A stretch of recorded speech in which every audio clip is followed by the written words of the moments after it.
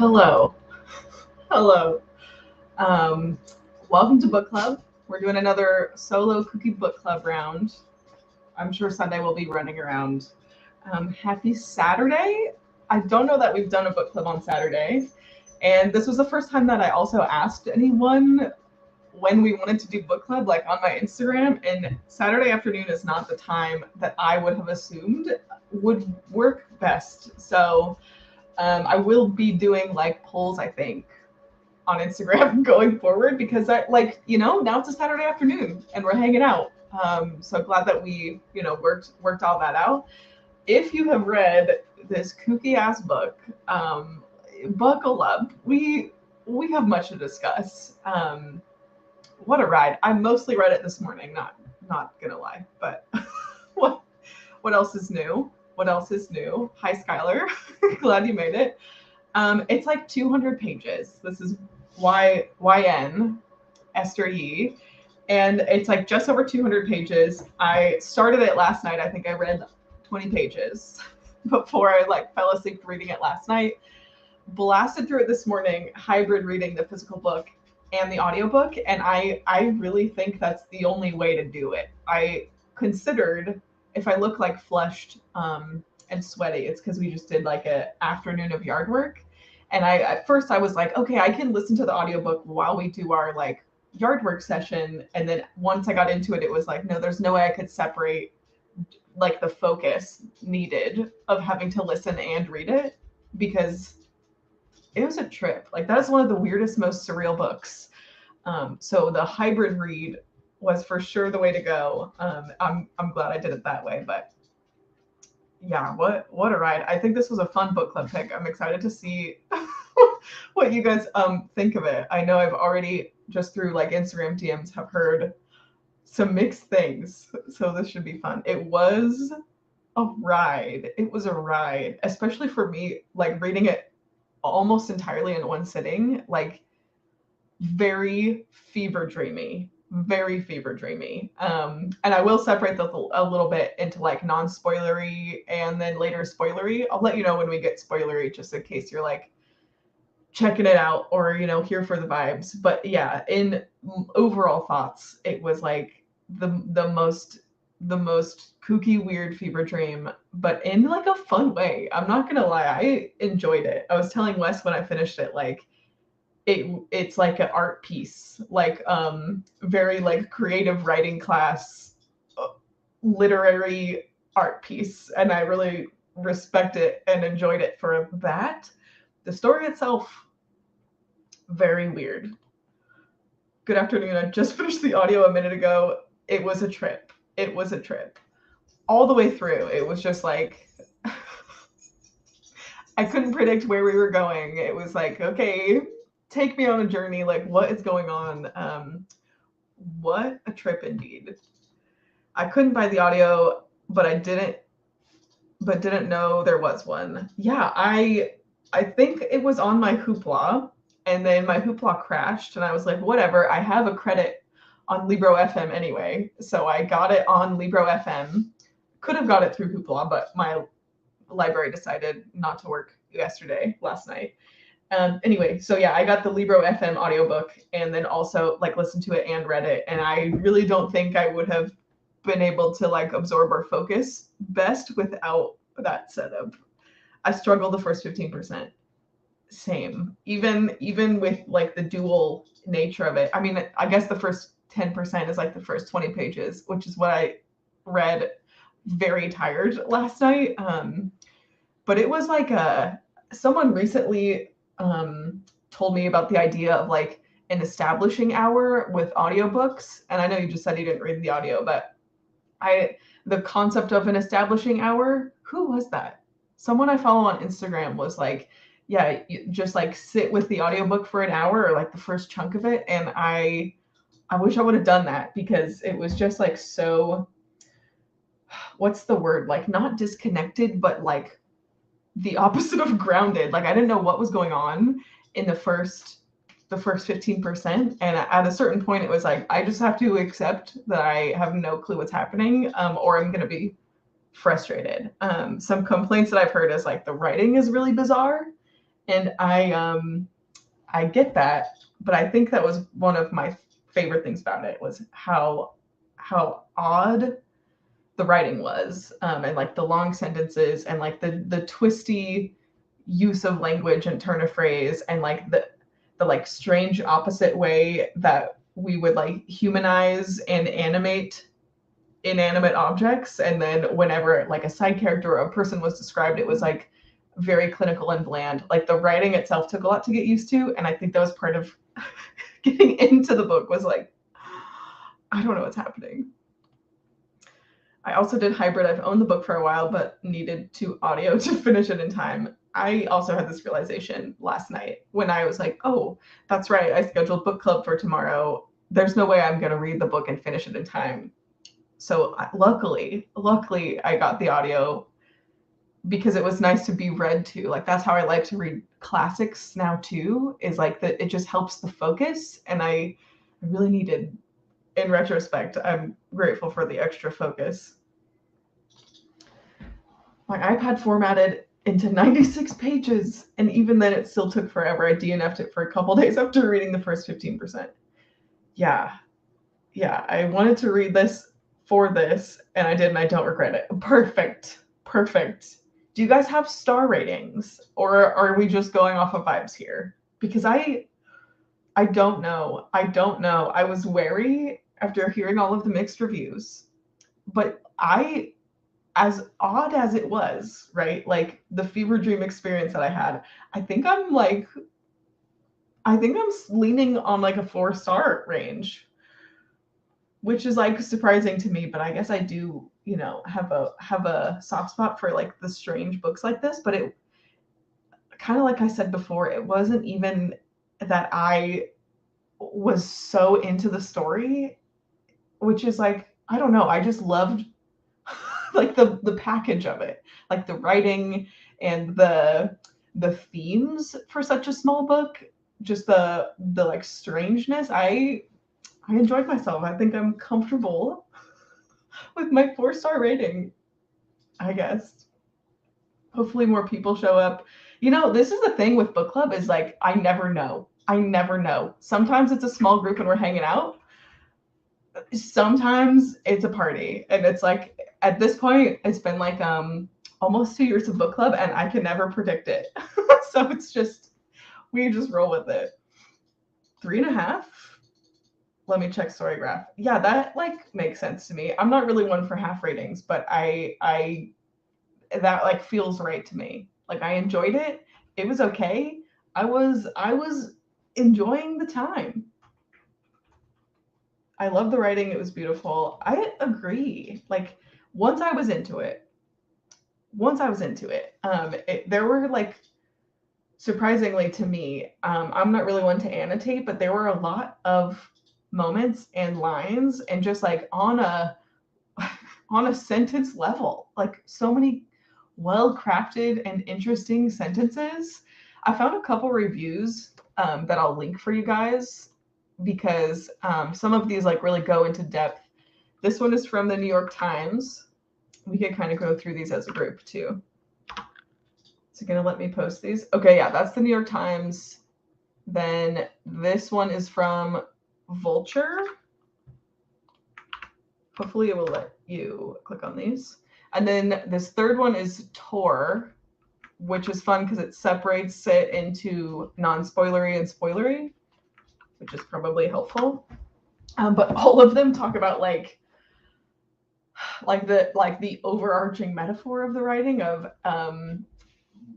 how just the writing and the sentences themselves like point to the very on the nose themes of like fan culture and parasocial relationships and obsession, and even just like K-pop, to be very like on the surface about it. But the writing from the beginning of the book to the end of the book like evolves with the character, and I found her to be a very unreliable narrator, which was a delight to read, because I never knew. I was telling Wes after I finished it, like I never knew if the strange scene that we were reading was actually happening, or if she was projecting like her fantasy to such a degree that it was like true for her and her obsessive state, but not really happening.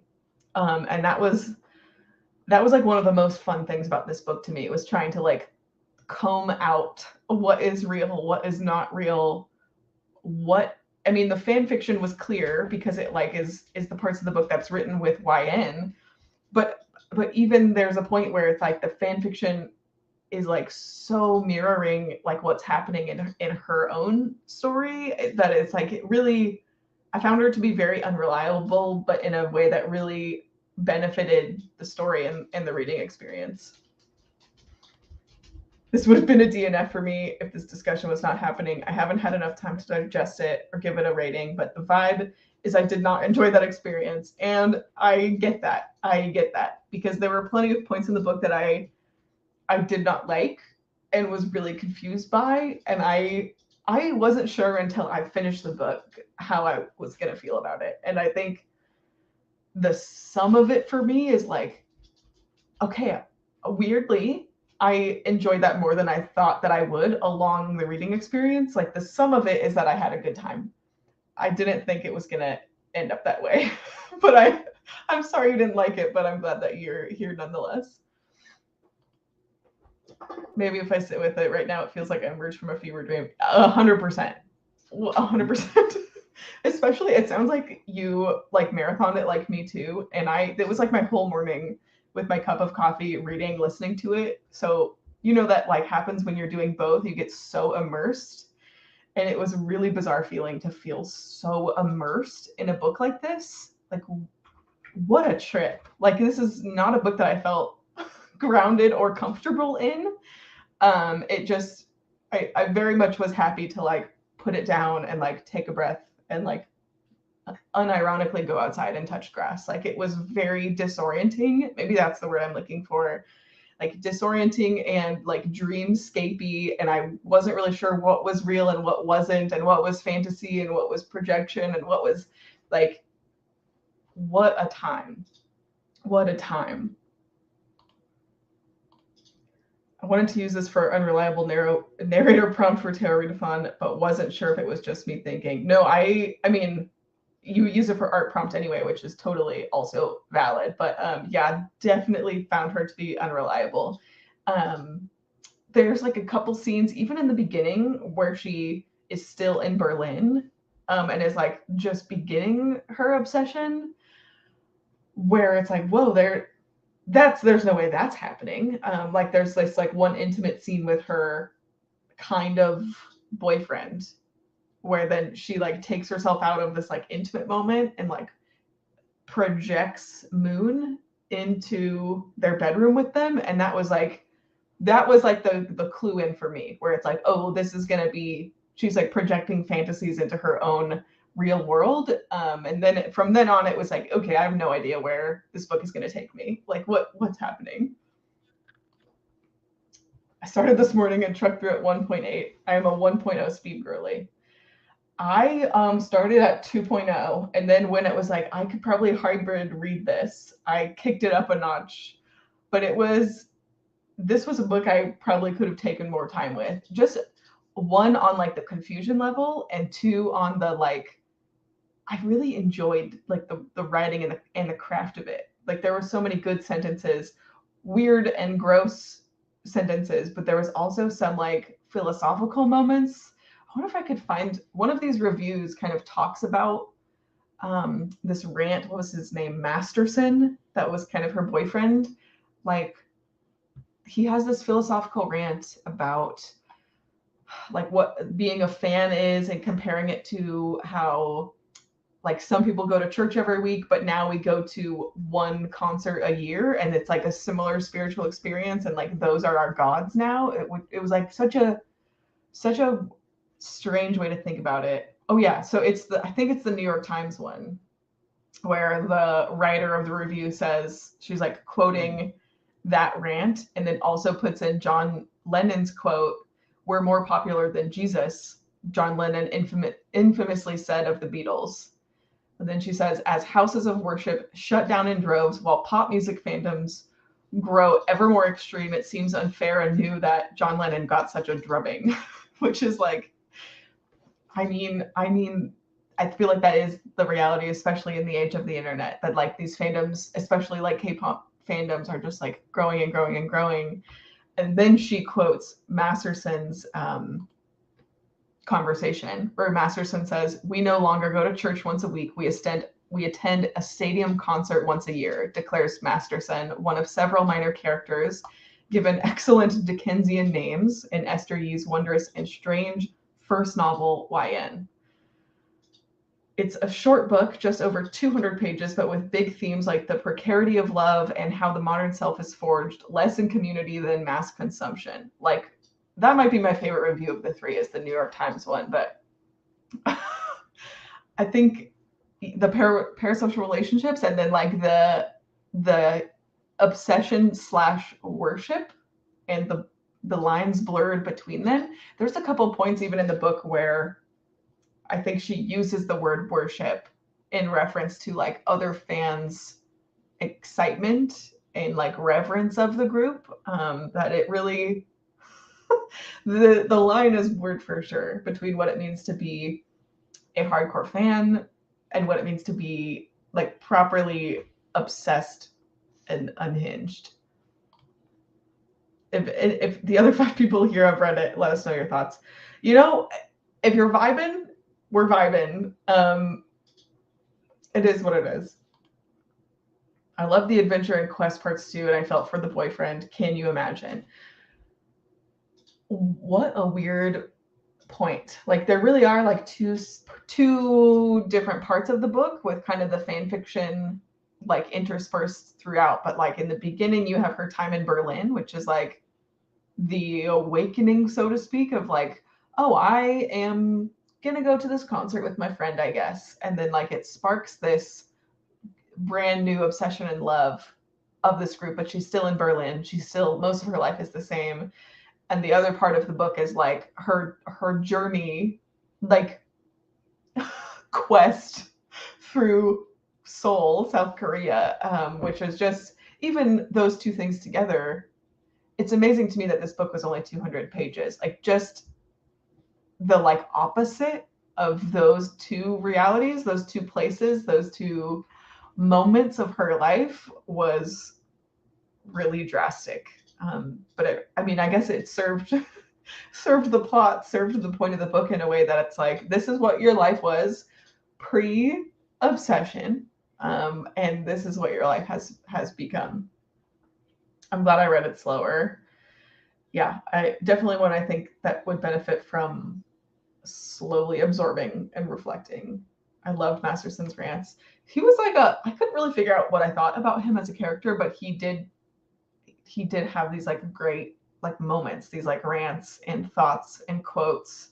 But our narrator, who is like unnamed throughout the book, she was also like an odd duck, but she had lots of opinions and thoughts and one-liners too that were just really like, whoa, I'm gonna have to think about that. Which I guess is like the point. Like that's why she became what she became, or led her down the trail of like this like deep, all-consuming obsession for this K-pop idol. But yeah, she was a kooky one in her own right. I did enjoy some of the monologues some of the characters had. I'll try to flip through and find one. There was a couple things I wish I stopped to highlight. Me too. And of course now I can't think of like the instances it was, but it was some of the ones that maybe one of the like boy band members had said. Like, they were also super philosophical. Like, their whole new album was like Oedipus Rex inspired, about how he like gouged his eyes out, and that like inspired the group to like have their new album be like a celebration of like too bright, too much seeing. Like, how odd, which I didn't know was a K-pop thing until I read some of these reviews. It's in one of these three where it kind of talks about some other like popular groups that have been inspired by philosophy in their like modern musical albums, K-pop bands specifically, I mean, which is, I guess that's a thing. But I thought that was just an element of the book being like silly and goofy, but I had no idea that actual K-pop groups have used like similar ideas in their music. I feel like Kayla might like this if she hadn't read it yet. This does feel like a Books and Lala read. I'm just assuming that's the Kayla you mean. But her and I share a lot of taste, enjoyment of strange books like this. But it's one that I would be interested if she ever reads it, to know her thoughts on it. It is like just a short fever dream wild ride. That the more that we're talking about it, it's like the sum of its parts, I think I enjoyed. Like I'm glad that I read it. And I'm surprised. And the process of reading this book was not necessarily fun, but it's fun to think about it as like what it says about, I think, like fan culture. I knew I'd be unhauling it. Oh no. I get you though, when you're like, I don't think I'm keeping this, so I don't want to like highlight or annotate. I've done that several times. I love how he sent her a pamphlet for a therapist who treat people. That was such a good moment. And that's like the catalyst of like between the two parts of the book, between like Berlin and Seoul. And it was just such an interesting bridge to get from one place to the second place.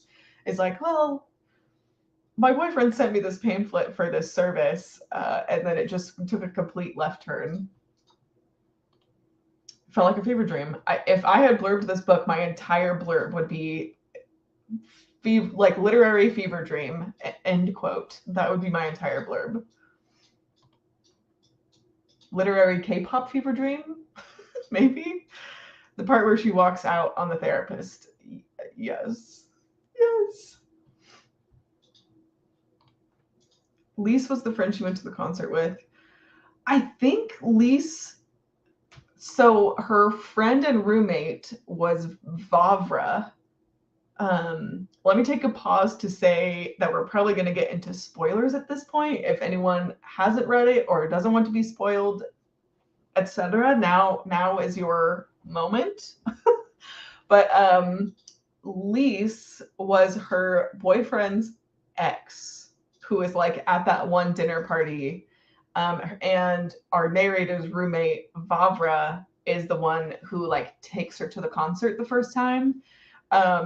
But then later in the book, Lise is at that like fan gathering which is after our narrator has like dyed her hair white and then is like dressed up as Moon at this like fan event, which is where she sees Lise again and finds out that Lise is also a fan to such an extent that she's read our narrator's fanfic and has like an equally deep obsession with the same member of the band Moon, in to an extent that like the narrator has to tell Lise, I don't want to help you live out these fantasies, which was maybe the most ironic part of the book, because our narrator, like the one time she was in like the opposite seat of where she is for the rest of the book, is like someone projecting their own fantasies about that boy band member onto her because she's tried to make herself look like him.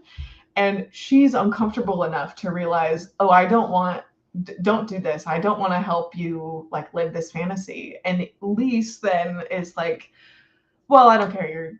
You're doing it. And then continues to like project onto her, which was like just a lack of self-awareness, I think, is what that scene in particular like served. But yeah, in the beginning, Lise, they're at this like dinner party when her and Masterson are still together, and Lise is like, oh, you're not his sister, which is like, first of all, why did she tell everyone at the party that she was Masterson's adopted sister? Like just to make people uncomfortable? Maybe. But that's when she meets Elise and realizes, oh, this is my boyfriend's ex-girlfriend. And so it's like weird vibes together. And then later it's also weird vibes, but in a completely different way. Yes. I just went on a whole monologue about Lise. Books and Lala. Yes. All of their interactions confused me after the first time where the main character introduced herself as masters and sister. Yes. Which maybe that was my clue of like, how weird are we going? And then it immediately was like, oh, I don't think I can trust her as a narrator. That was because later in the scene, her boyfriend is like, why did you tell people that you were my adopted sister? So we know it isn't true from like his character's contribution, but our narrator delivers it with like such like a deadpan commitment that you as a reader are like, I don't know, like what's going on. So she definitely, I found her extremely unreliable and just the most, I felt like I couldn't trust anything that was happening, which is just like such an experience. Such an experience. Vavra was a friend, yeah, who was also the roommate, I think. The therapist says, well, you're not in love because you're not where he is. And she immediately is like, that's a great idea. Exactly. Which is like the descent into madness in a way. Like that's the line that the therapist was drawing. It was like, no, it's time to heal from this. Imagine him as a character in a movie, and that movie is over, and it's time to end this obsession. Here's how we do that. Well, you're not in love because if you were in love, you would be wandering the streets of Seoul trying to find him. You know, that's what like love would be if you really had that dedication. And she's like, you're right. Hangs up, flies to South Korea. Oh, hi, Sarah. Welcome to one of the weirdest books we've read for Silly Goose Book Club so far. It was quite a wild ride.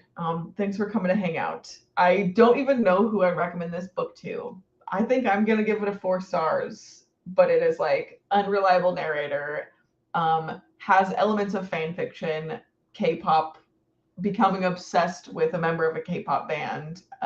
It's like, I really don't know how I would explain it other than I think I liked it? Question mark, I guess.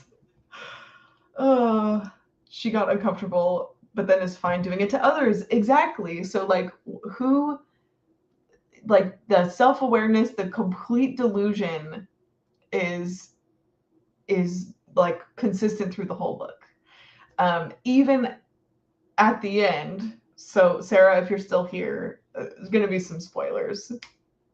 But at the end, when she confronts him after this whole saga to get to him, and she's like in her head at first of like, well, I can't just say his name. Like I've only said his name in reverence, in like moments of worship when it means something. I can't just like say his name to get his attention while he's like washing dishes. Like she has like that is like a wild thought that goes through her head, and then instead she launches into her own unhinged monologue about how he doesn't understand what she feels for him, and they have to be together. He needs to understand that she loves him as deeply as she does, and the reason that he's having these dreams or these experiences is because they have this psychic connection, and she doesn't know how to explain to him that she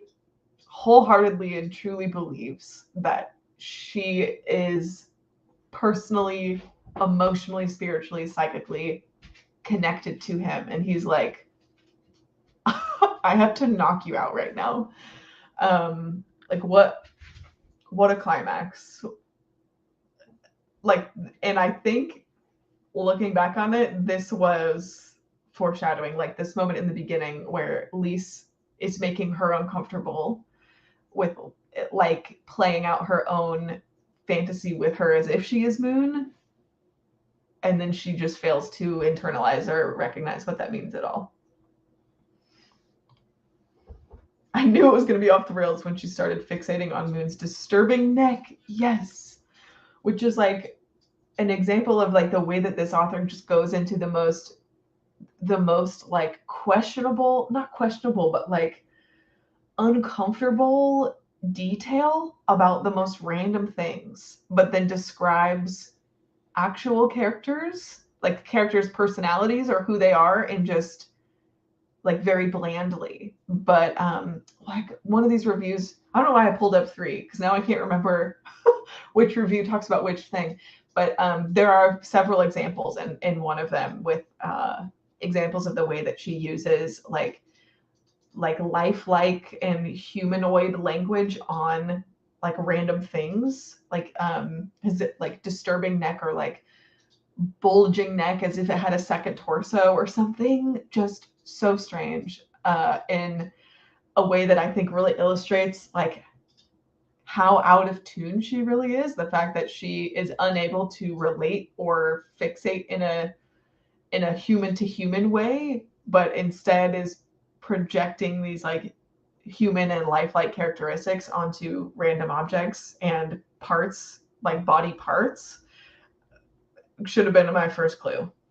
It wasn't. My first clue was at that dinner party where she's like, I'm his adopted sister. And then is like having a fantasy. And I'm like, is this real life? And then we learned later that she just said that to make people uncomfortable. That was when I was like, oh, I can't trust this bitch. Can't trust her. Where is she gonna take me? The neck to groin part, which, yes, in the like chapter 1, like what's going on? And then that came up another couple times at like equally weird parts in the book of like, what is this strange fixation she has? But yeah.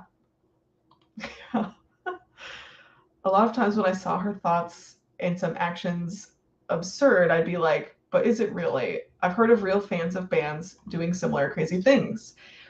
Which, yeah, I mean, the idea of like intense fandom, hero worship, parasocial relationship, like that I think is like the keystone of the book, is like trying to get at how far do those relationships go? Like, can you feel authentic feelings for someone that you've idolized and romanticized in your head? Is that valid? Is it the same? It like what is the point? What are those relationships? What is the community? What is fandom?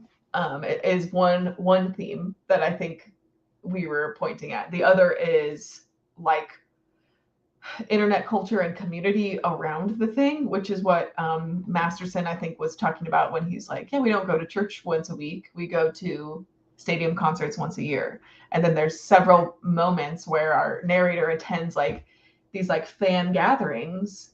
And those very much in the book are scenes that have this energy of a place of worship, even though it's just a surrounding each other with equally like-minded and dedicated fans of the same thing, of the same member of the band. Even like there's that one gathering in Berlin where she ends up dressing like Moon, where they speak very like reverently about the group as a whole. And then later when she gets to Seoul and she's in that restaurant and like sits in the seat where like Moon would sit, and some other people come up to her, recognize that's what she's doing as like a ritual of worship, basically, and invite her into the rest of their like worship group, where they just like repeat his name, Moon, Moon, Moon, to each other as like its own ritual, like with these like-minded people. Bizarre, but it is the same energy of like, I guess, like lowercase god worship, as Masterson says, but also is legit a thing that happens in fan culture. Why? Like fan culture is so odd. There's a nonfiction book that I think came out last year, and I can imagine the cover in my head. It's like everything I do is because of you. I'm gonna Google it really quick so I can bring it up. But I think it's about like fan culture and boy bands, and how like teenage girls birthed the modern age of the internet through their obsession over boy bands. Everything I do it for you. Or is that a song? Everything I do. Everything I do, boy banned book. Everything I Need I Get From You by Caitlin Tiffany.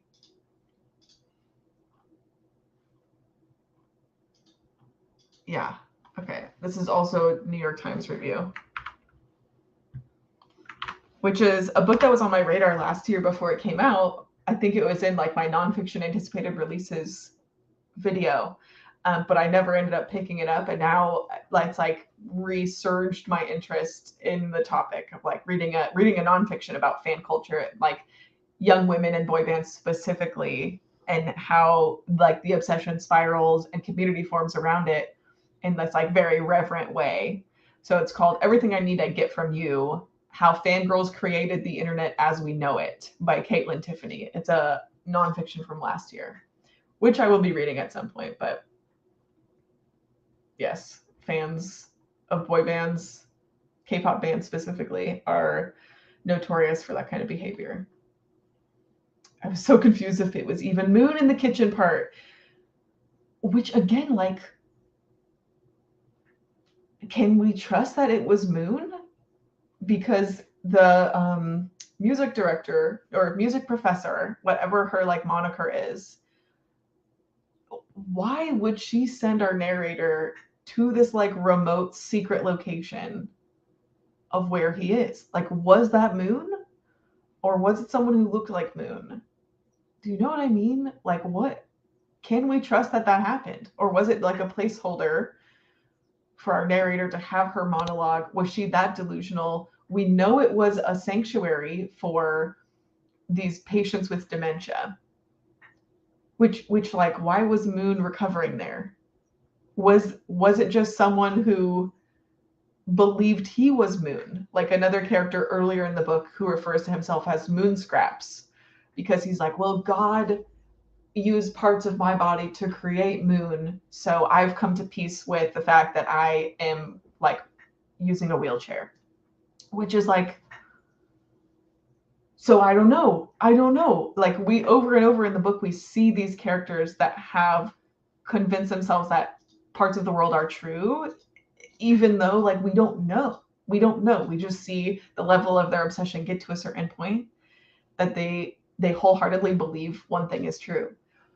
So I don't even know if that really is Moon in the kitchen at the end, or if it's just someone who is also at this sanctuary for patients with dementia who is also struggling. And is that why the music professor was like, you should go to the sanctuary for patients with like dementia? Like, you need to go spend some time there? I don't know.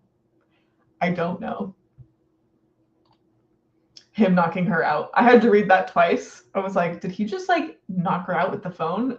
I think so. Because the next scene is like her back in Seoul, knocking on her friend's apartment. Yep. Which, like, what a climax. What a way to go. Like, the confrontation, if that was Moon, right? Like, the object of her desire and obsession, she meets him, she has this monologue, and then he knocks her out with the telephone. Amazing. What a scene. The very last page with O's mom. Was she dead or no? I was confused. I know she said she opened her mouth and made a weird sigh, but why include that? Exactly. I don't know. I don't know why we ended there. Like, why is that the last page? I don't know. I'm trying to find what the exact like last paragraph was. As O cradled her mother's head in her lap, I stepped onto the veranda. Dark fumes obscured my view of the building opposite. The air smelled like it was on fire. I waited for the approach of sirens, but all that could be heard were the shrieks of children playing in the distance. I don't like, has she completely lost it? I don't know. Like, they were like spraying pesticides to get rid of the cicadas, but her mother had like left the window open, so the pesticide got inside. It was like on the furniture. I have no idea how to interpret that ending. I'm not gonna lie. I'm still very unsure about that last final scene, and I don't know why we ended there, unless it's to illustrate she's like beyond beyond returning to the world of reality. I don't know, but I would be open to hearing other theories. What on earth was that ending? No idea. I even related to her points with the fangirling from when I was a teen, but it's interesting to see her react these ways as an older fan. I'm guessing in her 30s or 40s. Agreed. Like, I had a boy band phase in high school, but I could not imagine being in that same obsessive headspace in my 30s or 40s. And there were characters who commented on it, like, aren't you a little old for this? Like, you have wrinkles. And she'd be like, my wrinkles are not who I am. Like, parroting the packaging of the, like, face masks that the, like, boys' faces were on, that she carried everywhere with her. It just, what a character. The kindness group was so weird. Yes. Added to TBR. I know. I'm excited. I need like a juicy, like expose nonfiction like that. Like I just want to unpick the ins and outs of fan culture without having to worry. Like, can I trust what this narrator is saying? Like, I think a nonfiction about this similar topic will help me connect some dots, because that's definitely what this book was going for, is like obsessive fangirl culture to the like far extreme. But I think this nonfiction will help iron out kind of the confusion that I still feel a little bit. I've seen fans get picked to go spend a day with the singer or band, but it was still odd to me, especially with how long she was allowed to stay there. But I suppose the runner of the place didn't care much. Yeah, because even first, like, she wins, well, her friend wins that lottery of like 10 fans to go tour like the apartment complex that the boys live in themselves. And then she's like, well, Moon's not here, so I don't really want to be here. And then ends up getting sent to, allegedly, the exact remote sanctuary for dementia patients where allegedly Moon is staying. Like, I don't know what it means. I don't know what it means or why he's recovering. He says something about like he was dancing too hard. He was dancing too much. So he needed like emergency heart surgery and now has sounded like a pacemaker. So he doesn't know if he'll be able to dance like that again. So he's recovering in solitude. But I don't know. I don't know what to trust and what not. The live stream with Dream, one of the other guys eating the cuticles. I don't know if that was real either. Mercury, I think. Because there was also that scene where she like imagined Moon in bed with Masterson, because she started to imagine, she's like, I wonder if I could imagine a fantasy with like herself and Moon in bed together. And she's like, oh, I realized through trying to have that fantasy that that's not what I want. So then instead she like projects her partner and Moon together in bed together. But it's like it's written in a way that it's like, these are the events as they are happening. It's not said that it's a fantasy, which is one of also the first times that I was like, oh, this is going to be how this book is. Like I just can't trust anything that happens, because she delivers the events of what I think must have been a fantasy as if they are just true events happening. So then this live stream, I don't know. I can't possibly imagine that Mercury or Dream or whoever was actually eating Moon's cuticles to say like, even your dead skin is delicious, or whatever kooky thing he says. I don't know if that was just another like dream sequence fantasy projection or if it actually was a live stream. Again, like the whole book was like fever dream status. I'm just thinking of everything sporadically. Listen, this is how book club goes. I don't have a list. Today I had 3 book reviews, and that was as much planning as I did, but it's pretty much straight off the dome, stream of consciousness.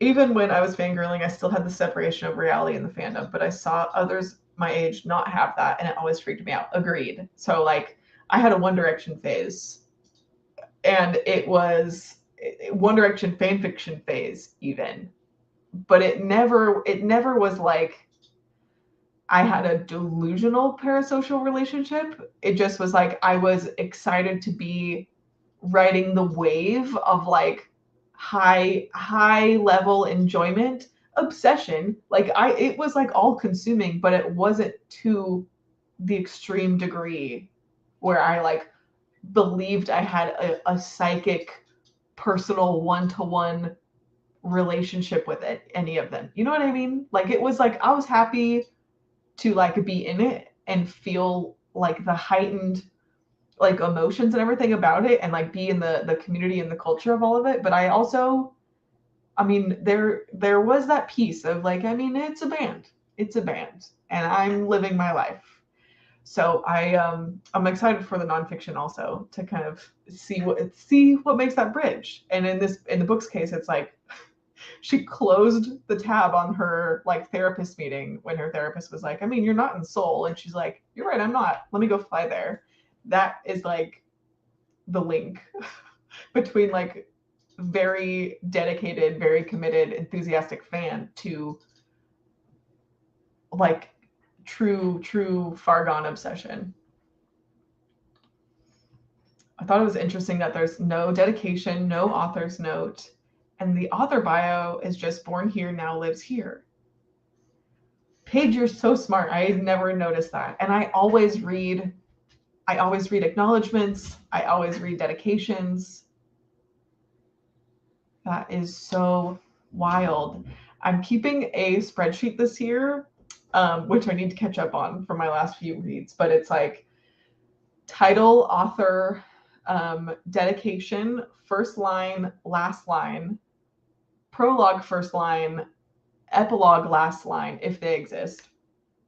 And then also like my favorite blurb on the book, which I guess this does have some blurbs on the back.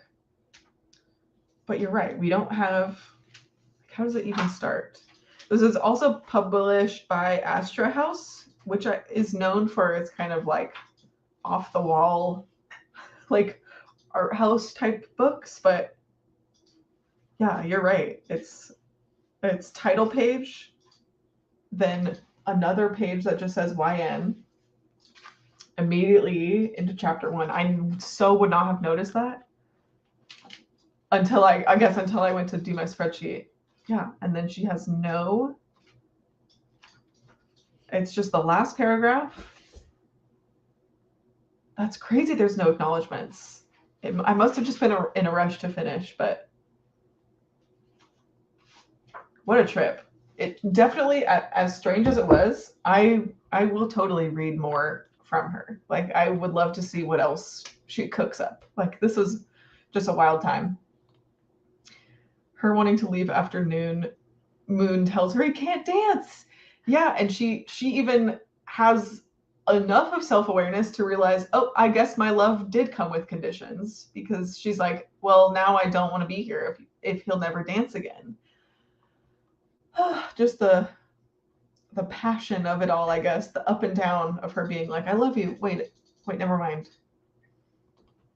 But then Mercury got annoyed, so maybe it was real. Exactly. Like, what is real and what is fantasy, I guess, is probably the point, but it doesn't make it less confusing. Also, the YN stories were too obscure to even picture me being the character, so sometimes I'd read it in my head as Yin or your name. Agreed. And even there was one of the characters, I think it was Lise, who's at like one of the gatherings and is like, oh, I just picture, I am YN. Like, it's not my name. I just am YN. Like, I am the blank self-insert. And like, that was so meta. I had to pause the audiobook so I could like let that just absorb. The fact that she's like, yeah, it's not that I'm inserting myself. I don't want to insert myself. I want to be the one that gets inserted. Like I am the blank space. Like I am the blank Mad Lib space. Wild. wild. But I also just mostly read it as YN. But that's also how it's said in the audiobook too. I also thought it was weird, however, it was translated. I don't think so. I don't think so. I think it was just written in English. But I mean, I think it says she lives in Germany. Like she currently lives in Germany, but I think it was published in English. I could be wrong. I could be wrong. I totally would. I totally would. And the voice is so particular. Like it took me some getting used to. Like the writing, like we've said, like the descriptions, the sentence structure, everything. But it is so voicey. Like it is so unique and particular to what I assume is just her style that I would totally read that again.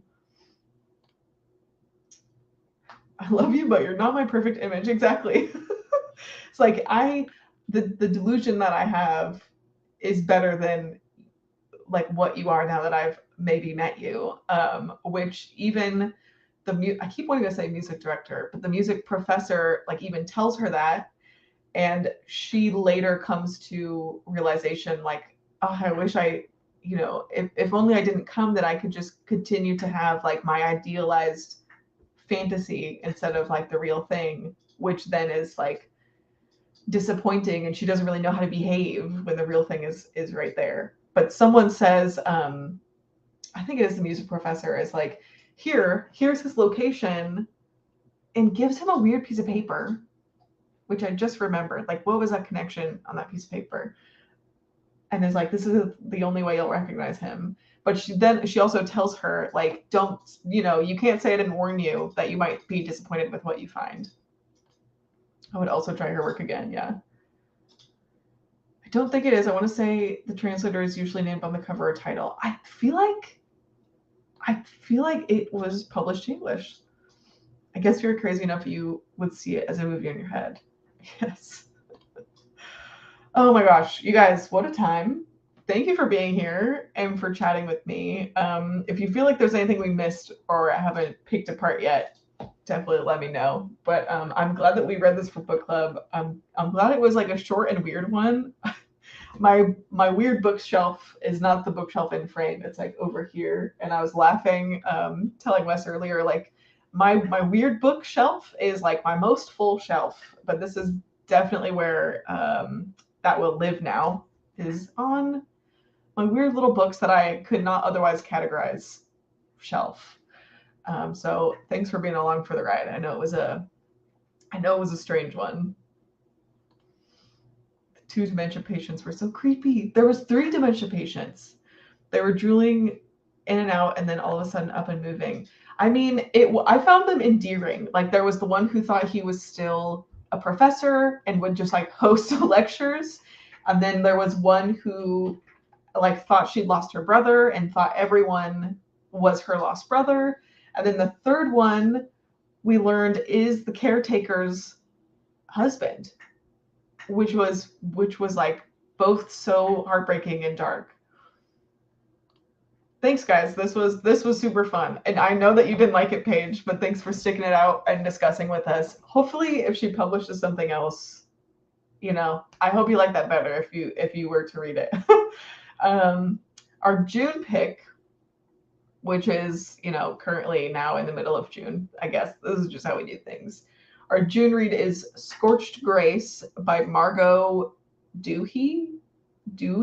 I need to figure out how to say her last name, but I think it's definitely going to be a change of, not change of pace, but like a total vibe shift from YN. It's like a cozy mystery. It's about like a chain smoking queer nun who is like investigating arson. So that will be discussed first week of July, probably. And I will have a host that month. It'll be Elizabeth from Museum Grack Reads. So her and I will be talking about Scorched Grace about a month from now. And I'll be posting on my Instagram and stuff too as we get closer. But we're just cooking along. I think later this month, in a week or 2 weeks, I will I should have like the book club picks through the rest of the year. So there shouldn't be any surprises after that video for the rest of our 2023 reads. But yeah, that makes sense. I mean, yeah, like dementia is like unpredictable, but I think it was the three of them and they all kind of had their own little things. Excited for that one. Me too. I think it's going to be just a fun like summer read. It feels like it's going to be fast paced. I think it's the author's debut, but it also sounds like it might be a cozy mystery series.